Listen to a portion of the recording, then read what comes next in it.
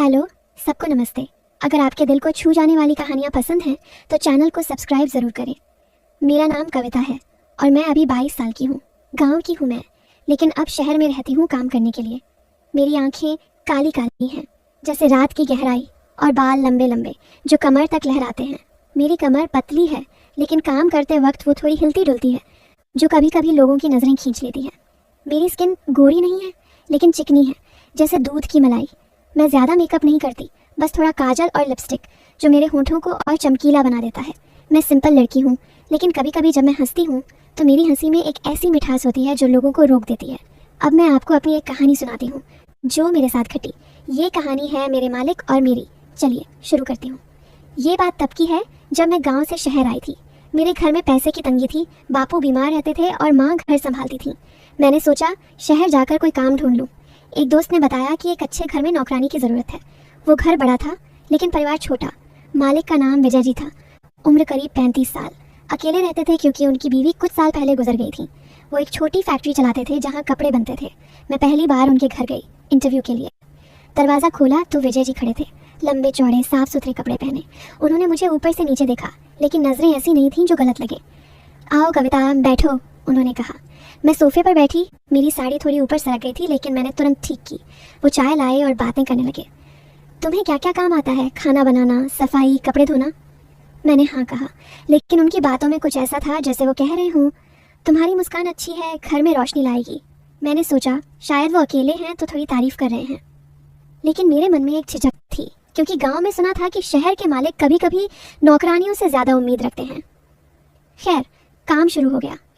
मैं सुबह 7 बजे पहुंचती, शाम 6 बजे जाती। घर बड़ा था, 2 कमरे, एक किचन, हॉल। विजय जी सुबह जल्दी उठते, 6 बजे तक काम खत्म कर देते। चाय बनवाते। मैं चाय बनाती और वो पीते हुए अखबार पढ़ते। एक दिन चाय देते वक्त मेरी उंगली उनकी उंगली से छू गई। वो मुस्कुराए। कविता, तुम्हारी चाय में कुछ जादू है, पीते ही दिन अच्छा लगता है। मैं शर्मा गई, लेकिन सोचा शायद वो सिर्फ तारीफ है। लेकिन उनकी आंखों में एक चमक थी, जैसे वो कुछ और कहना चाहते हों। मैंने मन में सोचा कहीं ये कुछ सोच तो नहीं रहे, लेकिन मैं काम पर लगी रही। सफाई करते वक्त मैं झुकती और वो कभी कभी पास से गुजरते। एक बार मैं फर्श पोंछ रही थी, मेरी साड़ी का पल्लू सरक गया और मेरी गर्दन दिख गई। विजय जी वहाँ से गुजरे, रुककर बोले, कविता सावधान रहो, गिर मत जाना। लेकिन उनकी आवाज़ में एक गर्माहट थी, जैसे वो कह रहे हों कि वो मुझे संभाल लेंगे। मैंने पल्लू ठीक किया और काम जारी रखा। धीरे धीरे दिन बीतने लगे। विजय जी घर में अकेले थे तो कभी कभी बातें करते। कविता, तुम्हारा गांव कैसा है? वहाँ के लोग कैसे हैं? मैं बताती और वो सुनते। एक शाम मैं रोटी बना रही थी, वो किचन में आए। कविता, तुम्हारी रोटियाँ इतनी गोल क्यों होती हैं, जैसे चांद की तरह? मैं हंसी, जी अभ्यास से। लेकिन उनकी नज़र मेरे हाथों पर थी जो आटे से सने थे। वो बोले, तुम्हारे हाथ नरम लगते हैं इतना काम करने के बाद भी। मैंने सोचा ये क्या कह रहे हैं, कहीं ये इशारा तो नहीं? लेकिन मैंने टाला। जी मैं क्रीम लगाती हूँ। वो हंसे और चले गए। रात को घर जाते वक्त मैं सोचती विजय जी अच्छे हैं लेकिन उनकी बातों में कुछ छिपा है। शायद वो मुझे पसंद करते हैं लेकिन कहते नहीं, या फिर शायद मैं ज़्यादा सोच रही हूँ। एक दिन विजय जी ने कहा, कविता आज फैक्ट्री से जल्दी आ जाऊँगा, कुछ स्पेशल बनाना। मैंने सोचा स्पेशल? कहीं आज कुछ होने वाला तो नहीं? मैंने चिकन बनाया जो उन्हें पसंद था। वो आए, नहा कर आए, तौलिया लपेटे। मैं खाना परोस रही थी। वो बोले, कविता तुम्हारी खुशबू अच्छी है जैसे फूलों की। मैं चौंकी क्योंकि मैंने कोई परफ्यूम नहीं लगाया था, शायद किचन की खुशबू। लेकिन उनकी आंखें मेरे चेहरे पर टिकी थीं। हम खाना खाए, वो तारीफ करते रहे। ये चिकन इतना जूसी है जैसे, खैर बहुत अच्छा। मैंने सोचा जूसी, लेकिन मैं चुप रही। खाना ख़त्म होने के बाद वो बोले, कविता थोड़ी देर बैठो, बातें करें। मैं बैठी, दिल धड़क रहा था। वो बोले, तुम अकेली हो यहाँ, कोई बॉयफ्रेंड है? मैंने ना कहा। वो मुस्कुराए। अच्छा, तो मैं तुम्हें सिखा सकता हूँ कुछ चीज़ें। मैं घबरा गई। सिखा सकता हूँ? क्या? लेकिन वो बोले, जैसे किताब पढ़ना, क्योंकि मैं देखता हूँ तुम्हें इंटरेस्ट है। ओह, तो वो किताब की बात कर रहे थे। मैं राहत की सांस ली, लेकिन मन में सस्पेंस था, कहीं आगे कुछ हो न जाए। दिन गुजरते गए और विजय जी की बातें बढ़ती गईं। एक बार मैं बर्तन धो रही थी, पानी की धार मेरे हाथों पर गिर रही थी। वो आए, कविता पानी से खेल रही हो, लगता है तुम्हें गीला होना पसंद है। मैं चौंकी, गीला होना, ये क्या मतलब? लेकिन वो हंसे मतलब बारिश में नहाना? ओह, तो वो मौसम की बात कर रहे थे। लेकिन उनकी मुस्कान में कुछ शरारत थी। मैंने सोचा ये जानबूझकर कर रहे हैं शायद। मैं काम करती रही, लेकिन अब मैं भी थोड़ा खेलने लगी। एक दिन मैंने कहा, जी आपकी शर्ट टाइट है, बदल लीजिए। वो बोले, क्यों, तुम्हें पसंद नहीं? मैं हंसी, नहीं बस ऐसे ही। फिर एक शाम हुई।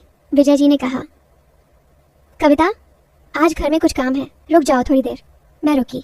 वो बोले, मैं तुम्हें मसाज सिखाता हूँ क्योंकि तुम्हारा काम ज़्यादा है, थक जाती होगी। मान मेरे मन में ख्याल आए कहीं ये, लेकिन वो बोले, एक किताब में पढ़ा। हम हॉल में बैठे, वो मेरे पैरों के पास बैठे लेकिन छुआ नहीं, बस बताते रहे कैसे करना। लेकिन उनकी सांसें तेज थीं और मेरी भी। मैं सोचती रही अब क्या होगा, लेकिन कुछ नहीं हुआ। वो उठे, अब तुम ट्राई करो खुद पर। मैं घर गई, लेकिन रात भर सोचती रही, विजय जी क्या चाहते हैं? शायद वो मुझे टेस्ट कर रहे हैं। धीरे धीरे हमारी बातें गहरी होने लगी।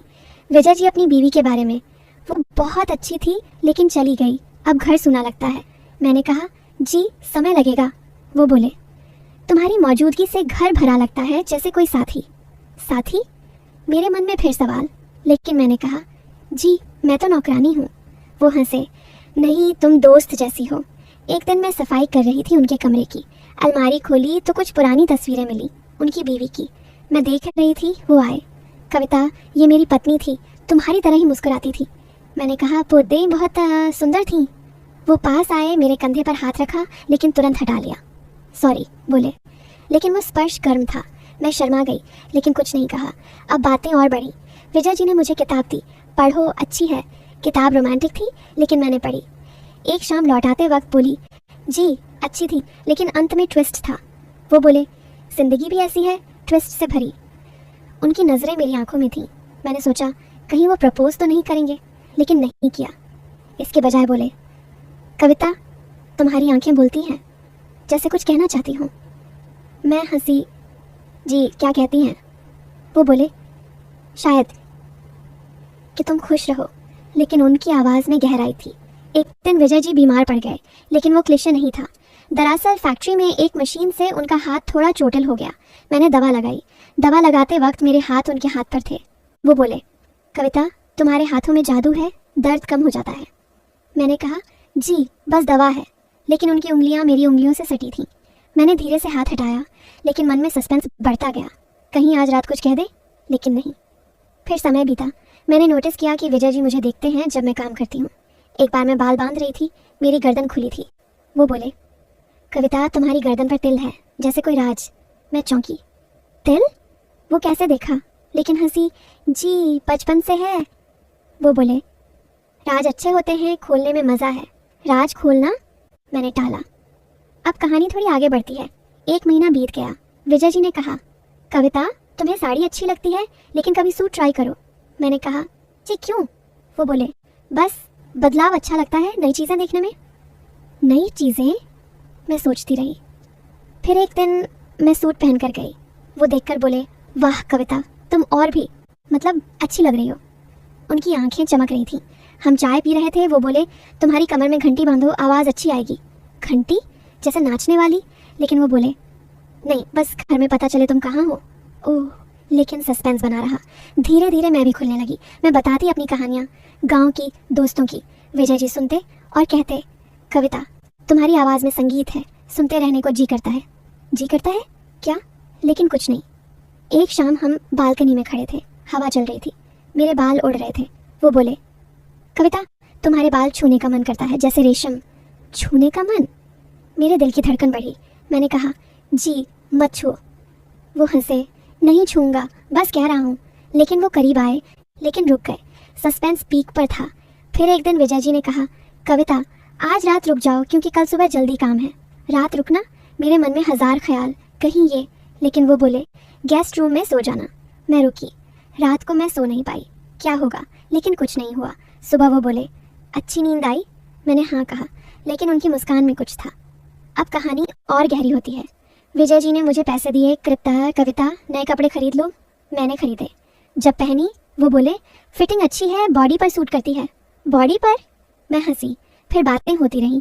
वो अपनी ज़िंदगी के राज, मैं अकेला हूँ लेकिन तुमसे बात करके लगता है कोई है। मैंने कहा जी मैं हूँ ना। वो बोले हाँ, लेकिन कितने दिन? कितने दिन मतलब? एक दिन मैं किचन में थी, कुछ गिर गया, मैं झुकी, वो आए। कविता मैं उठा लूँ? लेकिन उनकी नज़र मेरी पीठ पर थी। मैंने कहा नहीं मैं, लेकिन वो मदद करने लगे। हमारा हाथ फिर छुआ। वो बोले तुम्हारी स्किन सॉफ्ट है। सॉफ्ट? मैं शर्मा गई। समय बीतता गया, महीने हो गए। विजय जी की बातें अब और इंटीमेट लगने लगीं। कविता तुम्हारा फिगर अच्छा है, एक्सरसाइज करती हो? फिगर? मैंने कहा जी काम से हो जाता है। वो बोले हाँ, लेकिन मैं तुम्हें जिम ज्वाइन करवा दूँ? लेकिन मैंने मना किया। सस्पेंस बना रहा, कब कुछ होगा। फिर एक टर्निंग पॉइंट आया। विजय जी ने कहा कविता मैं तुमसे कुछ कहना चाहता हूँ। मेरे दिल की धड़कन रुक गई। अब क्या? वो बोले तुम मेरी तरह हो, लेकिन मैं इंतज़ार करती रही। वो बोले मैं चाहता हूँ कि तुम मेरी बहन जैसी बनो। बहन?